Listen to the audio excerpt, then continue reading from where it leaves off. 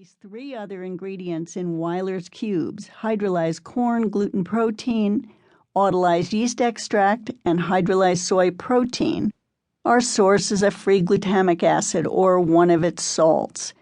Even so-called natural flavors can contain MSG. MSG made possible the proliferation of new products that flooded the supermarket shelves after World War II. Manufacturers used it in canned bouillon, canned soups, and canned stews, allowing the food processing industry to imitate for pennies the natural flavor of carefully prepared broth. The earliest frozen TV dinners featured turkey with gravy, not gravy made with nourishing turkey stock, but a gravy-like substance comprised of water, thickeners, emulsifiers, artificial colorings, and artificial flavorings, mostly MSG. Canned spaghetti sauce was no longer an insipid imitation of the real thing, but thanks to MSG, something that had a seductive, savory taste. Whether MSG poses health problems is a matter of debate. The industry insists that MSG is a minor bother, only for the rare, sensitive individual, and has no long-term consequences for the majority. But independent researchers are not so sure, citing neurological problems as the long-term consequence of this excitatory substance, especially in children and the elderly. Rarely mentioned is the fact that MSG is used to induce obesity in laboratory animals. Has the flood of MSG-laden foods contributed to today's epidemic of obesity? It's a question that needs to be explored. Whatever the health hazards of MSG, one thing is certain: the use of MSG in our food has allowed the eclipse of nourishing broth, something that tradition tells us is good for us, something that science indicates should be in our diet on a daily basis.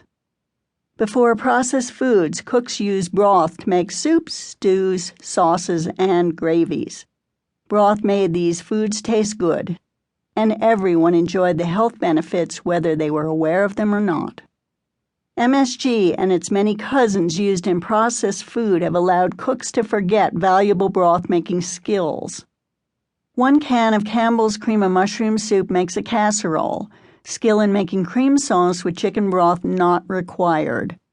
A bouillon cube or 2 flavors the stew, so the stew gets eaten without the benefits of cartilage-rich broth. Gravy is produced by adding water to a packet of powder, which contains an overwhelming amount of MSG. Packets of flavoring put MSG into homemade meatloaf, chili, and spaghetti sauce. With instant broth taste in packets and cans, who needs to pull out the big broth pot and fill it with bones? MSG quickly made its way into restaurants in the form of soup bases. When you see homemade soup on the menu, ask the server whether it is made in-house from bones or from a base. Most likely the answer will be, "We make our soup in-house from a base." That base is not nourishing broth, but a canned powder highly flavored with MSG. MSG is also in many of the sauces, salad dressings, gravies, and au jus garnishes that people relish when they have a restaurant meal, often waking up with a dry mouth and headache the next morning. Fortunately, the Western world is re-embracing real food in traditional cooking. Witness the explosion of interest in traditional, ethnic, and local foods.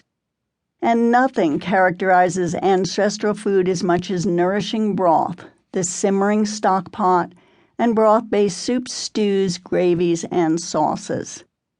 And just in time. Today we are witnessing an epidemic of chronic disease that threatens to unhinge our modern world. Cancer, arthritis, allergies, digestive problems, mental disorders, and even new types of life-threatening infectious illness. Bone broth, rich in the elements of cartilage, collagen, and healing amino acids, can provide protection from these ailments, can serve as an important element in recovery, and can nourish and enrich our lives in many ways. This audiobook provides many important reasons for putting the stock pot back on our stoves.